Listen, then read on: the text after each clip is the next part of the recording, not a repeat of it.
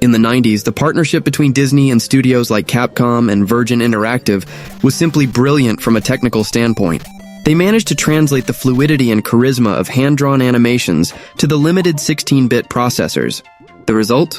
Games with impeccable art direction and character animations that are still studied today. In this video, I bring you the top 10 best Disney games that marked our childhood. I'm Matthew, and we're starting the list with Castle of Illusion, a game released early in the Mega Drive's life. It wasn't just a Mickey game, but a demonstration of what the 16-bit console could do. The premise was simple. The witch Miserable kidnaps Minnie, and Mickey must traverse worlds of illusion to rescue her. It was Disney in its purest form, translated into a platformer that oozed charm. Technically, the game was impressive for 1990. Sega cleverly used the Mega Drive's richer color palette compared to its 8-bit competitor. The backgrounds featured excellent parallax scrolling, the technique that moves background layers at different speeds to create a sense of depth. This was especially noticeable in the forest and library levels, giving an almost three-dimensional atmosphere to a 2D world. The gameplay was centered on two main actions: jumping and throwing projectiles, apples or marbles. The jump had a dual function, serving both to defeat enemies, the famous butt bounce or bounce attack, and to navigate platforms. The controls were precise, but with a certain weight to Mickey, which required the player to time their jumps well, something that became a hallmark of Disney games from that era. What really solidified Castle of Illusion in my memory were the bosses and the level design. I vividly remember the fight against the giant chocolate that broke into smaller pieces, or the toy dragon in the kids' level. Each world was thematically cohesive, with enemies and obstacles that made sense within that universe. The library level, with its attacking letters and platforms made of books, was an example of creativity and level design.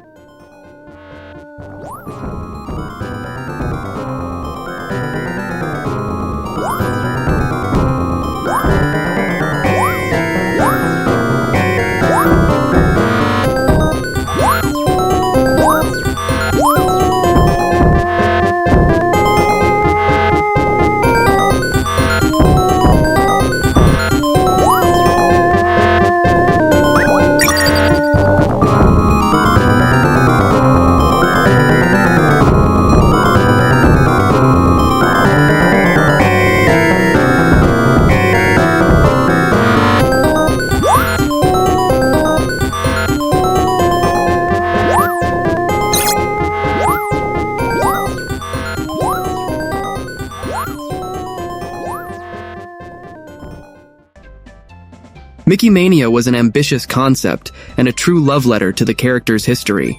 The idea of traveling through Mickey's most iconic short films, from 1928's Steamboat Willie to 1990's The Prince and the Pauper, was simply brilliant. For those who were fans of the animations, it was a unique opportunity to interact directly with historical moments, and the game strove to capture the essence of each era. The great technical achievement of Mickey Mania was, without a doubt, its animation.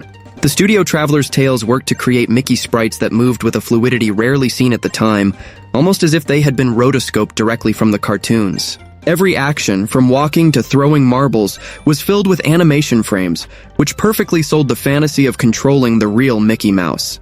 The gameplay was that of a traditional platformer, but with constant twists. Each stage introduced unique mechanics based on the short it represented. In Steamboat Willie, you navigated a black and white setting. In The Mad Doctor, the tone was horror, with skeletons and traps. And in Moose Hunters, the game shifted to a pseudo-3D chase, where a moose ran towards the screen. This variety kept the game consistently interesting. One of the most memorable moments was the transition within the first stage. You started in black and white recreating Steamboat Willie, and upon passing through a door, the world suddenly became vibrantly colored, symbolizing the evolution of the character and of animation itself. It was a fantastic artistic touch that used the gaming medium to tell a story about history. The attention to sound details, with effects that mimicked those of the old cartoons, was also a high point.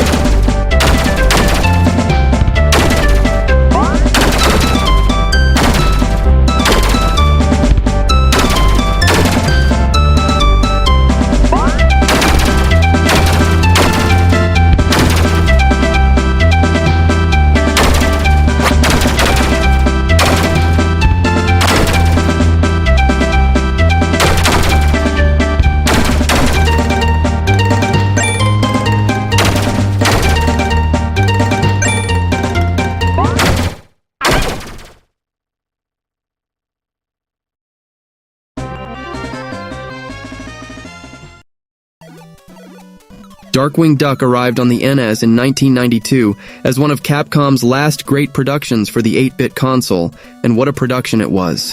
The game perfectly captured the noir tone and the bombastic personality of the protagonist, creating an experience that genuinely felt like an interactive episode of the animated series.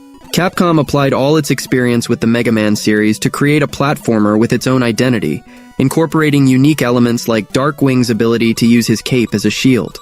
The gas gun system in Darkwing Duck was brilliantly implemented, offering 3 different types of special ammunition: thunder gas, heavy gas, and arrow gas. Each type of gas had unique properties.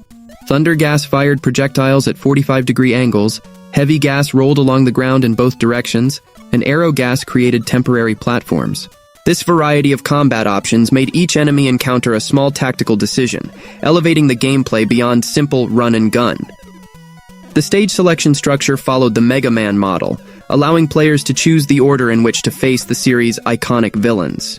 The 6 hired criminals included members of the Fearsome Five like the Liquidator, Megavolt, Dr. Reginald Bushroot, and Quackerjack, as well as Professor Moriarty and the original Wolf Duck. Each stage had its own distinct visual and musical atmosphere, culminating in boss battles that truly captured the personality of each villain. Darkwing Duck represented one of the final high points of the NES, demonstrating that Capcom could still extract magic from the 8-bit hardware, even when the SNES already dominated the market. The game received extremely favorable reviews and even graced the cover of Nintendo Power, competing with titles like Contra 3.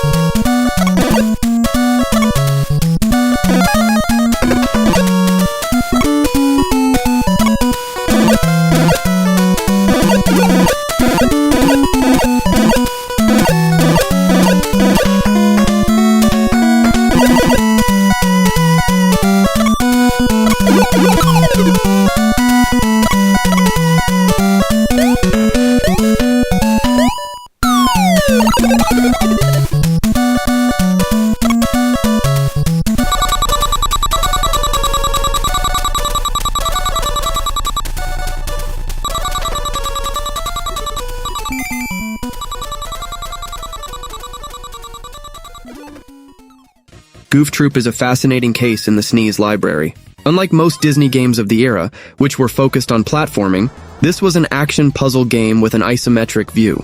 And most importantly, it was designed from the ground up with co-op in mind. Playing with a friend, controlling Goofy and Max, was a unique experience and the true heart of the game. The game's design was led by Shinji Mikami, who would later go on to create the Resident Evil series. And believe it or not, you can see the seeds of his ideas here. The gameplay wasn't based on defeating all enemies, but on solving environmental puzzles to progress. You had to push blocks, trigger switches, avoid traps, and use items cleverly to clear a path. Cooperation was essential, with many puzzles requiring both characters to perform actions simultaneously. Goofy and Max were not identical in ability. Goofy, being stronger, could defeat enemies with a single object throw, while Max, being faster, moved more nimbly. This small difference encouraged collaboration and role definition. Additionally, each character could only carry one item at a time, forcing players to decide who would carry the key, who would carry the hook, and to communicate constantly. Graphically, the game was colorful and charming, with large, expressive sprites that captured the personality of the Goof Troop characters well. The top-down perspective allowed the puzzles to be presented clearly, making the layout of the rooms easy to understand. The soundtrack was cheerful and catchy, matching the lighter, comedic tone of the adventure. Goof Troop stands out for being different. It bet on an unusual genre for a Disney license and focused on a local multiplayer experience that was genuinely fun and clever.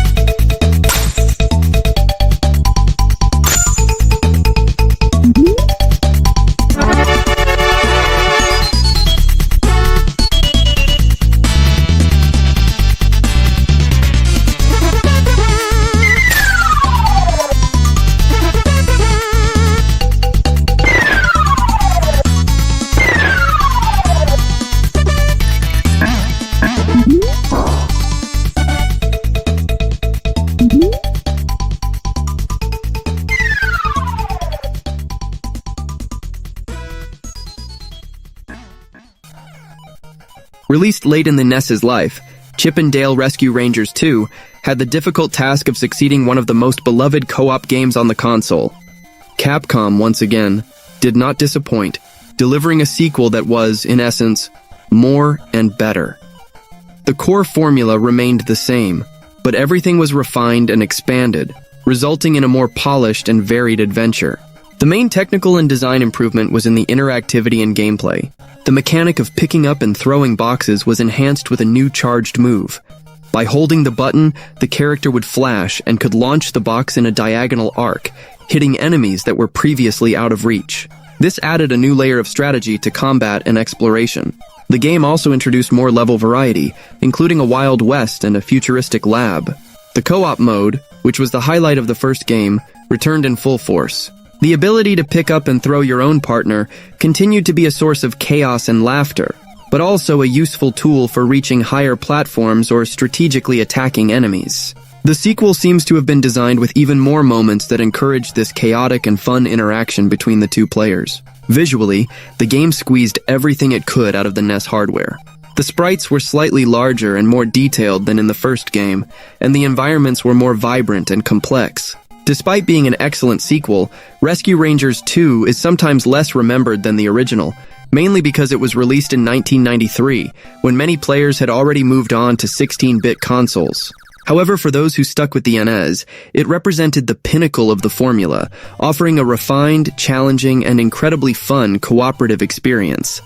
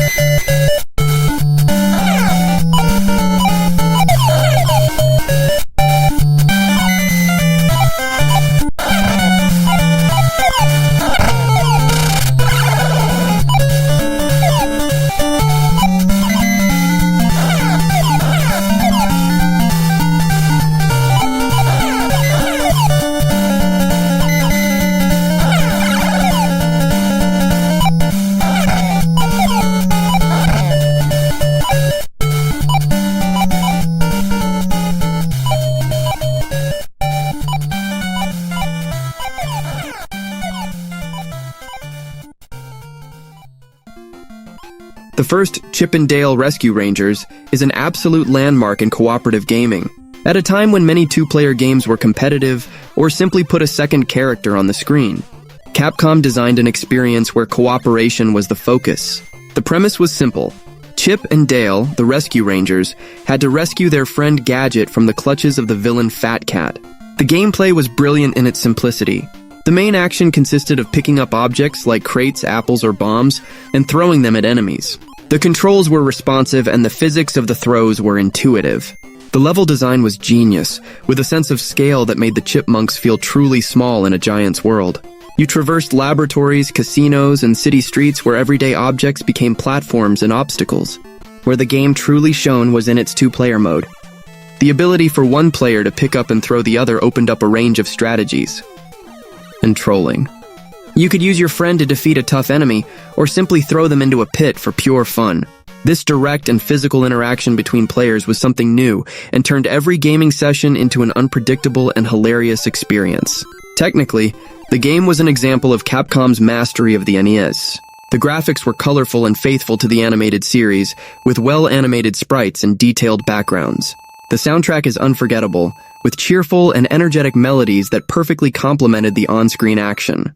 The music from the first stage, in particular, is one of those tunes that gets stuck in your memory forever. Chip and Dale Rescue Rangers defined what a cooperative platformer could be. It perfectly balanced individual action with the need for teamwork, or the option to mess with your partner.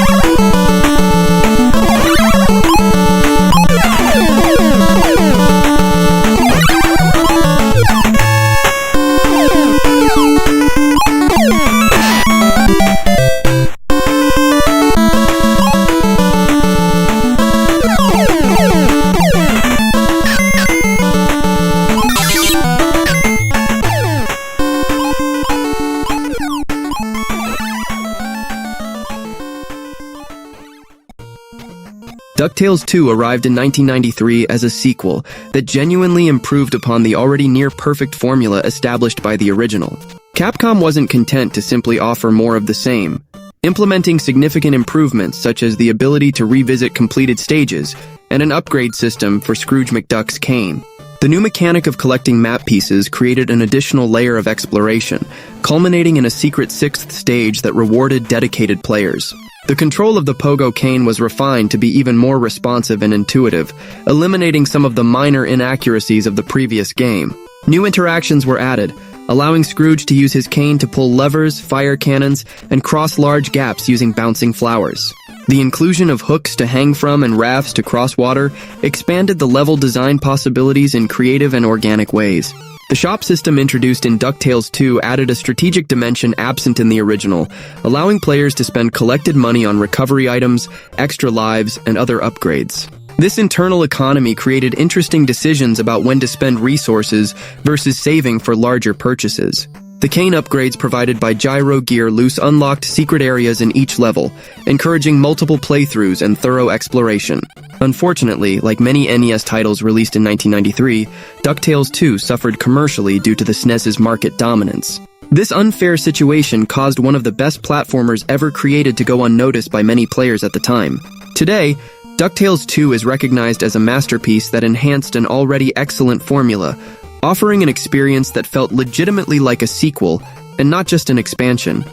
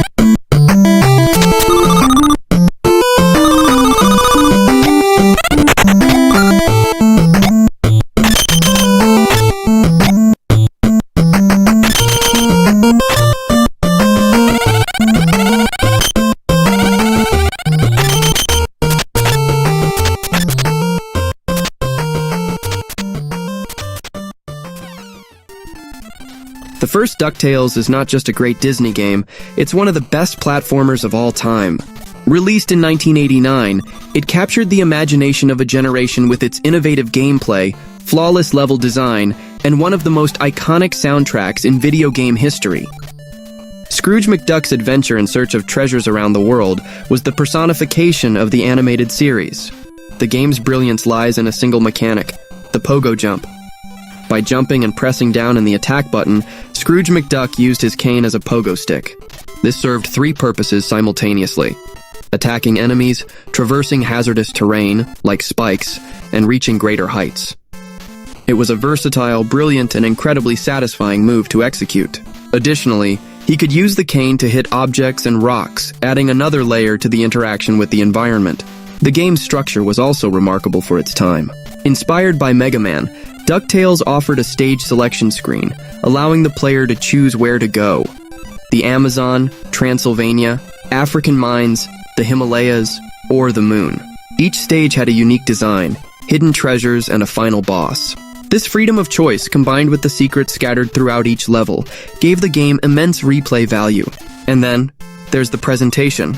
Graphically, the game was vibrant and full of personality, with sprites that faithfully represented the cartoon characters. But the soundtrack, composed by Hiroshige Tonomura, is the real star.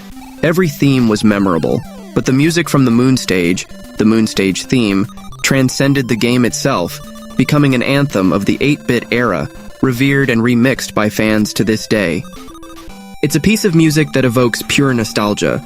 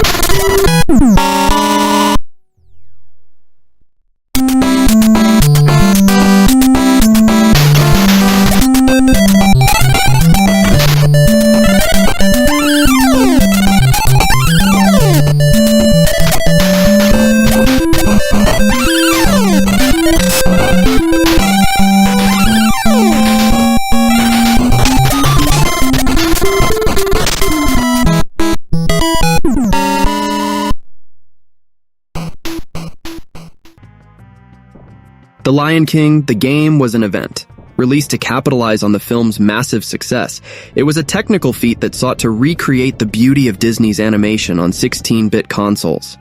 Westwood Studios, under the supervision of Virgin Interactive, achieved a remarkable feat. The graphics were so faithful they looked as if they were hand-drawn by the film's own animators.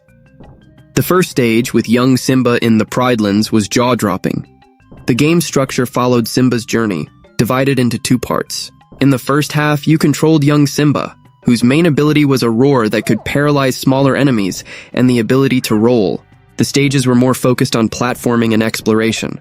In the second half, after the iconic Stampede scene, you took control of adult Simba, who was stronger, slower, and had a set of fighting moves with claws and throws. This mid-game shift in gameplay was one of its most interesting aspects. Combat as adult Simba was visceral and satisfying, especially the battles against the hyenas and the final fight against Scar.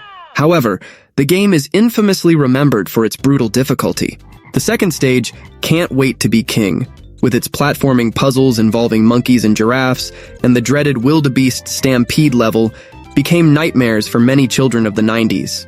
The Lion King is a classic that lives in this duality. On one hand, it's an audiovisual work of art, one of the most faithful and beautiful film-to-video game adaptations. On the other, it's a punishing and at times frustrating platformer. This difficulty has become part of its legacy, a rite of passage for players of that generation. It's a game you admire for its beauty, but one that requires patience and skill to conquer.